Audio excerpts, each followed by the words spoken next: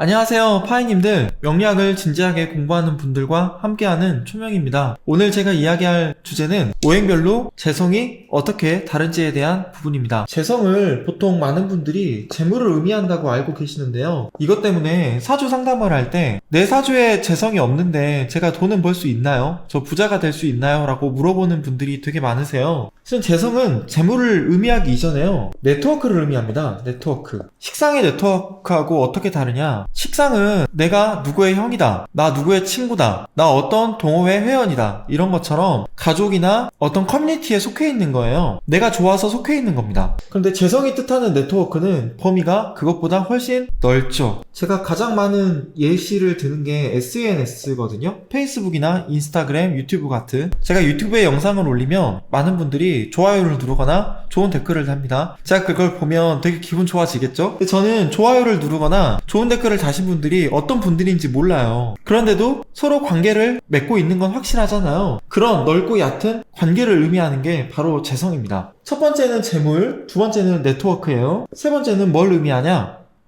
바로 재능을 의미합니다. 재능. 사주에서 재성이 잘 발달된 분들이 취향도 다양하고 내가 이것저것 할 수 있는 것들도 많고 관심사가 되게 넓어요. 그리고 재성이 뜻하는 네 번째 의미, 바로 현실주의입니다. 현실주의. 내가 현실에 바탕을 두고 하는 행동들, 내가 현실에 바탕을 두고 계획을 세우고 그 계획을 세운 걸 실천하는 과정, 그런 걸 재성이라고 하죠. 다른 말로는 이걸 기획이라고도 합니다. 내가 무언가 생각한 거를 구체적으로 틀을 짜고 현실에서 그걸 이룰 수 있도록 체계화하는 과정, 실현 가능한 영역으로 그걸 끌고 오는 거예요. 그걸 우리는 기획이라고 하잖아요. 이 모든 것들이 바로 재성입니다. 여기에서 가장 중요한 건 뭐냐면 바로 두 번째인 네트워크예요. 네트워크. 우리가 돈을 벌 때 결국 혼자만 열심히 일해서 버는 게 아니거든요. 다른 사람들하고 관계를 맺으면서 돈을 법니다. 그 관계망 속으로 들어가야 되는 거예요. 그 관계망 속으로 들어가서 내가 하고 싶은 것도 잠시 내려놓고 내가 하기 싫은 일도 할 줄 아는 거, 그걸 우리는 어른이라고 하죠. 이 자기를 관계 속에 집어넣는다는 건 정말 좀 소모적인 일이 되거든요. 그게 이제 일간이 재성을 극하는 겁니다. 자기 몸을 소모하는 거예요. 일간이 재성을 극하다 보니까 내가 재물을 손에 쥐고 통제한다고 생각하잖아요. 물론 재성이 강하면 우리가 제왕한 사주라고 하고, 이런 제왕한 사주에서 일간의 힘이 약하면 내가 번 돈도 쉽게 빠져나가긴 합니다. 근데 여기서 더 생각해 봐야 될 거는 내가 재물을 통제한다는 것에 대한 의미예요. 내가 재물을 손에 쥐고 이게 빠져나가지 않게 꽉 움켜쥐는 게 아니고요, 이 관계가 나를 통제하도록 두어서는 안 된다는 겁니다. 내가 이 관계에 지배당하면 안 된다는 거예요. 내가 돈을 벌기 위해서 사업을 한다고 해볼게요. 열심히 그 일을 하면 할수록 돈을 버는데 내가 내 건강을 잃을 만큼 잠도 안 자고 내가 좋아하는 사람들도 안 만나고 친구들 만나서 수다도 못 떨고 집에도 못 들어가고 자식들도 못 보면서 정말 힘들게 돈을 번다고 해볼게요. 그렇게 되면 건강을 잃겠죠. 이 관계가 나를 지배하도록 두면 안 된다는 겁니다. 그래서 이 재성과 일간의 적당한 관계를 유지하는 게 되게 어려운데, 저는 여러분들이 재성을 1차원적으로 꼭 재물로만 생각을 하지 않으시면 좋겠어요. 자, 본격적으로 이 재성이 오행에 따라 어떻게 달라지는지 한번 자세히 설명을 드려보도록 하겠습니다. 첫 번째는 금오행이에요. 금오행은 대인관계가 넓어요. 그리고 사람 관계에 있어서도 되게 매너가 좋습니다.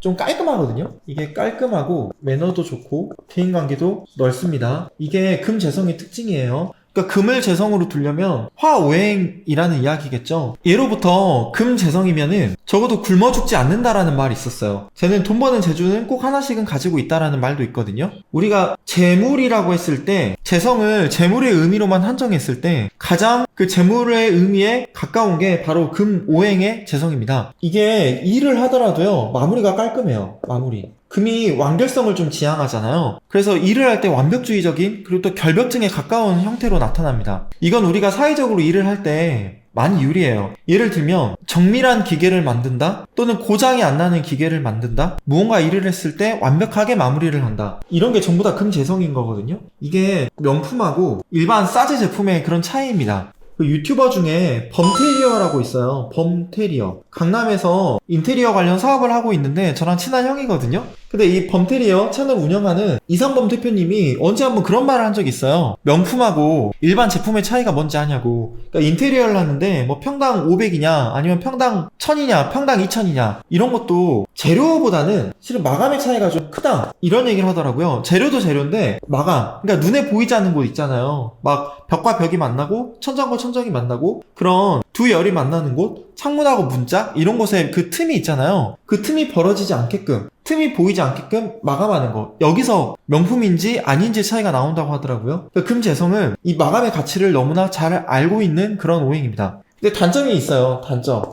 그러니까 자기가 하는 대로만 꼭 해야 된다는 거. 자기가 딱 정한 프로세스대로 돼야 된다는 거. 그게 좀 단점입니다. 왜냐면 금오행이, 금재성이 됐을 때 이게 체계나 구조, 틀 이런 걸 되게 중요시해가지고 자기가 한번 짠 거를 벗어나려고 하지 않거든요. 그래서 약간 유도리는 좀 떨어져요. 그게 단점이에요. 근데 제가 왜 금오행이 재성을 재물로만 한정했을 때 가장 재성과 가깝다라고 이야기를 했냐. 금오행이 금속이잖아요. 재물, 이 돈이 뭐로 돼 있죠? 금속으로 돼 있잖아요. 이 금재성의 성격이 가장 단단합니다. 이 집중도가 되게 높아요. 그래서 돈을 모을 때도 엄청난 집중력을 발휘하고요. 그렇게 번 돈도 함부로 쓰지 않습니다. 이게 자기 원칙이 있어요. 자기 원칙. 아까 제가 구조나 체계, 틀 이야기를 했는데 장점으로 보면 자기 원칙을 벗어나지 않는 것도 있고 이게 단점이 되기도 합니다. 그러니까 아무튼 원칙이 없이 소비하지 않아요. 그러니까 내가 집에 똑같은 물건이 있는데 그게 망가지면 내가 같은 걸 살지언정 망가지지도 않았는데 허투루 돈을 쓰진 않습니다. 똑같은 걸 사진 않아요. 망가지지 않았는데. 그 모행이 강했던 사람이 바로 이명박이죠. 이명박. 아주 재산을 모으는데 큰 장점이 있으셨죠. 그러니까 금재성이 돈을 모으는데 좀 안정적이라는 뜻입니다. 그래서 금재성이 저축도 잘하고요. 예를 들면 막 10년, 20년, 30년 동안 돈을 모아요. 동전을 모았어도 큰 돈을 만드는 게 금재성입니다. 시장에서 뭐 김밥 장사를 한다, 야채 장사를 한다, 생선 장사를 한다 그래가지고 대학에 막 10억, 20억 기부하신 분들 있잖아요. 그런 할머니 이야기 가끔 뉴스에 나오는데 그런 분들이 바로 금재성입니다. 그리고 금재성하고 어울리는 게 있어요. 뭐냐면 바로 토재성입니다. 토재성. 토가 재성이 되려면 목일간이라는 이야기겠죠? 왜냐면 토든 금이든 이게 눈에 보이는 구체적인 형태가 있잖아요. 그래서 금오행 재성이나 토오행 재성이 재물을 모으거나 안정적으로 유지하거나 할 때 조금 더 현실성이 높은 그런 오행들이에요. 게다가 토오행 같은 경우는 이게 중용의 기운이잖아요. 중용. 좋아. 이게 관계로 의미를 확장하면요. 사람들하고 관계가 되게 좋습니다. 쉽게 누구 편을 들지 않아요. 금재성이. 딱 중용적 입장을 지키거든요. 금오행의 속성이 필요한 게 중간관리자예요. 중간관리자. 회사에서 중간관리자인 사람들. 예를 들면 미국 대통령들을 보면 역대적으로 그 토가 가장 많았거든요. 트럼프도 김일주고요. 오바마가 기사일주인가 그랬죠. 토 일간들이 많아요. 왜냐, 미국 같은 경우는 USA잖아요. 미 합중국이잖아요. 여러 개의 연방이 있죠. 다양한 의견들을 하나로 모으려면 토오행적 성격이 강해야 되는 게 아닌가 그런 생각을 좀 해봤거든요. 이게 모든 의견을 아울러서 수용하고 회사에서 일을 할 때도 이 사람 저 사람 의견이 다른데 모나지 않게 다 수용하고 모나지 않게 다 챙겨주는 그런 기운이에요. 그래서 토가 재성일 경우에 사람들에게 특히 신뢰감이 높습니다. 그리고 책임감도 되게 뛰어나요. 토재성이 신뢰를 상징하는 만큼 약속도 잘 지키고요. 자기가 내가 뭘 하겠다라고 말을 하면 그것도 잘 지킵니다. 근데 토오행도 단점이 하나 있어요. 이것도 금오행과 비슷한 건데 제가 한번 토오행은 과거로부터 데이터가 축적되는 걸 의미한다고 했는데요. 내가 이게 맞아라고 한번 믿잖아요. 그러면 계속 거기에 꽂혀가지고 그렇게만 생각을 합니다. 그것도 긍정적인 쪽보다는 부정적인 쪽으로 내가 한번 안 좋게 생각이 딱 굳어지면 그걸 깨기는 게 좀 쉽지가 않아요. 그러니까 자기 프레임에 갇힌다고 하죠. 프레임에 갇힌다. 이게 단점입니다. 금하고 좀 비슷하죠. 자기가 믿고 싶은 걸로 계속 믿는 게 토고요. 금은 믿고 싶다기보다는 그냥 확신에 좀 차있다고 보시면 돼요. 그래서 토가 만약에 관리자가 되면요, 실제적인 성과를 보고 판단을 해야 되는데 그거보다는 과거의 경험이나 아니면 그냥 믿음? 쟤는 나랑 친하니까 배신하지 않겠지. 쟤는 전에도 저 일 잘했으니까 이 일도 잘하겠지. 이런 식으로 그냥 믿고 맡겨버려요. 대신 장점은요, 안정감이 높다는 겁니다. 토가 제가 중용을 상징한다 했잖아요. 딱 중앙에 있어서 잘 움직이지 않는 거랑 같아요. 그냥 멀뚱히 누워있습니다. 그래서 토재성은 재물로 한정했을 때 잘 움직이지 않는 재물 있죠. 부동산, 땅이나 건물, 투자 그런 걸 산 다음에 오랫동안 유지하는 거, 이런 것들을 잘하고 이런 쪽에 관심이 많습니다. 이런 쪽에서 재미도 잘 봐요. 잘 움직이지 않기 때문에 게으른 것도 있어요. 그래서 물건을 사놓고 팔아야 될 타이밍을 놓치기도 하는데 대신에 좀 우직하거든요. 우직하다. 그래서 땅 사놓고 10년 동안 가만 놔두다가 좋은 시기가 왔을 때 딱 팔아서 큰 돈을 챙기는 게 바로 토재성입니다. 그래서 재밌는 게 특히 갑진일주 있잖아요. 일지를 재성으로 깔고 있는 갑진일주. 갑진일주 분들이나 아니면은 토비겁자나 이런 분들이 부동산으로 돈을 많이 버는 경우를 상담하면서 좀 많이 만났어요. 이 갑진일주 같은 경우는 갑목 입장에서 진토가 편제가 되잖아요. 갑진일주 분들 중에 부동산으로 돈을 모으시는 분들이 많습니다. 자, 다음은 화재성으로 넘어가 볼까요? 화재성은 너무 정열적이에요. 정열적. 뭐가 정열적이냐? 의욕이 넘칩니다.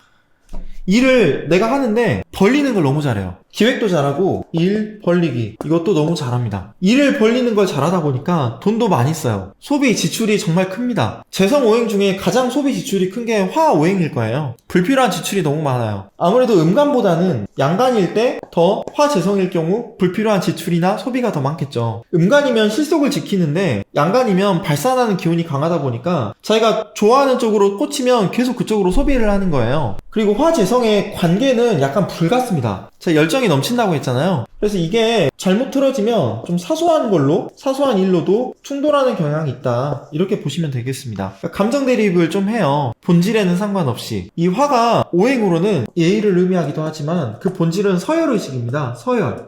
서열의식.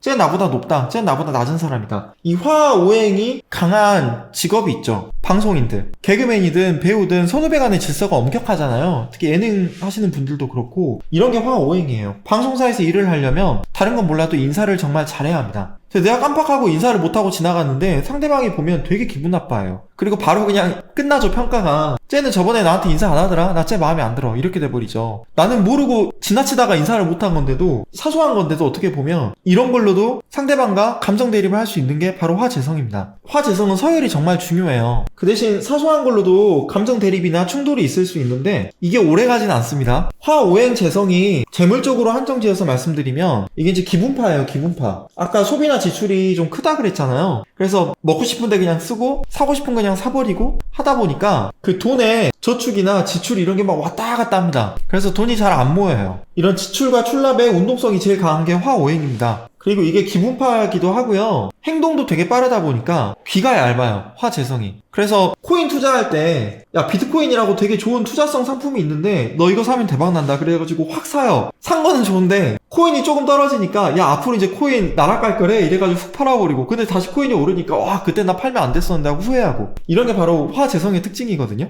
그래서 만약에 영업하시는 분들 있죠. 뭐 보험 영업을 하든 자동차를 하든 금융 영업을 하든 근데 고객이 화오행이다 그러면 약간 불안감을 조성한다거나 하면 금방 이제 내 고객으로 끌어올 수 있긴 합니다. 그만큼 운동성이 강한 게 화오행이에요. 설득도 잘 되고. 자, 다음은 목오행 재성입니다. 목오행은 물상으로 나무잖아요. 근데 이 재성이 제가 처음에 네트워크, 관계망이라고 했죠. 사람들과 관계를 형성할 때 나무가 가지를 넓히는 거랑 이미지가 좀 비슷하지 않나요? 이 목오행 재성이 네트워크적인 속성으로는 가장 서로 본질이 닮아 있어요. 나무가 가지를 뻗고 열매를 맺고 꽃을 피우고 이렇게 뭔가 자기의 기능을 하고 분류하고 하는 게 바로 목오행의 특징이거든요. 이 사람들과 관계를 잘 조망하고 형성하려면 분류를 잘해야 됩니다. 분류. 목재성 같은 경우는 정리를 잘해요. 정리 정도. 일간으로는 금일간이겠죠. 그리고 목재성이 기획도 정말 잘합니다. 금일간인데 목재성이다? 그러면 행정적인 일을 할 때 정말 능력을 발휘해요. 기획도 너무 잘하다 보니까 예를 들면 대기업의 기획조정실, 전략기획실 이런 곳에 있는 사람들이 금일간의 오행인 사람들입니다. 근데 원래 목오행하고 금오행이 완전히 다른데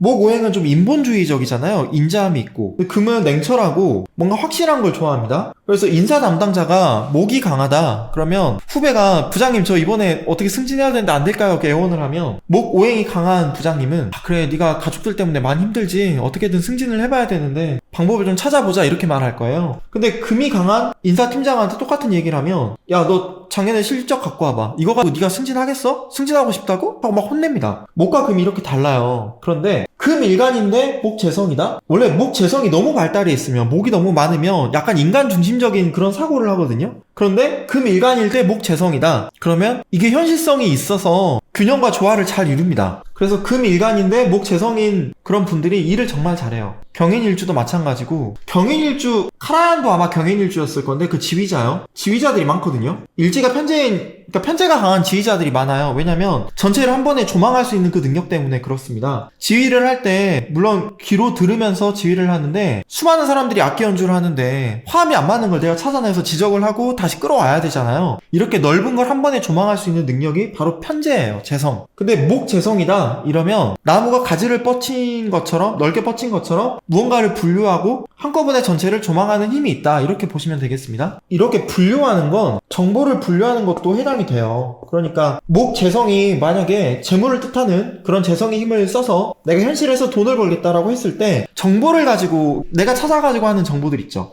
뭐 주식 투자 같은 거, 뭐 코인 투자 같은 거, 그러니까 어떤 종목을 검색하는 거, 내가 정보를 가지고 그걸 바탕으로 투자하는 거, 이런 것들에 좀 장점이 있습니다. 내가 하나의 정보를 취득하잖아요. 그럼 여기서 확산을 해가지고 자꾸 이제 고급 정보까지 넘어가는 그런 힘이 강해요, 목재성들이. 그런데 아까 말씀드렸듯이 단점은, 이게 금일간일 경우에 목재성이지만 금이 약하다, 이게 좀 약하다, 목재성만 너무 발달돼 있다 이러면 약간 현실성이 좀 떨어집니다. 이성적이고 합리적인 판단을 해야 되는데 자기 주관적인 판단을 하다가 일을 좀 그르치는 경우가 있어요. 그 정보를 가지고 투자를 하더라도 좀 감정에 치우쳐서 투자를 하는 경우, 이런 건 이제 목재성이 너무 강한 경우겠죠. 자, 마지막 하나 남았네요. 이제 수재성입니다. 수재성이 좀 독특해요. 수재성은 토일간이겠죠? 이건 사고가 좀 개방적입니다. 개방적. 왜 사고가 개방적이냐? 특히 무토 같은 경우는 역시 내가 확산하려고 하는 성향이 있잖아요. 그 활동 범위가 되게 넓어요. 사고도 넓고. 그래서 이게 좀 개방적이거든요. 그 재성이, 제가 처음에 재능을 의미하기도 한다고 했잖아요. 할 줄 아는 것도 정말 많습니다. 수재성이. 다양한 재능. 사실 수재성이, 이 수오행이 가장 재성하고 좀 성격이 안 맞아요. 수의 그 성격 때문에 그렇습니다. 수는 형태가 유동적이잖아요. 컵에 담으면 그 컵의 모양대로 자기의 형태를 다르게 가져가죠. 수재성이 재능은 다양한데 재물에만 한정해서 생각을 해보면 약간 돈을 벌기에는 좀 애매한 그런 재성이기도 해요.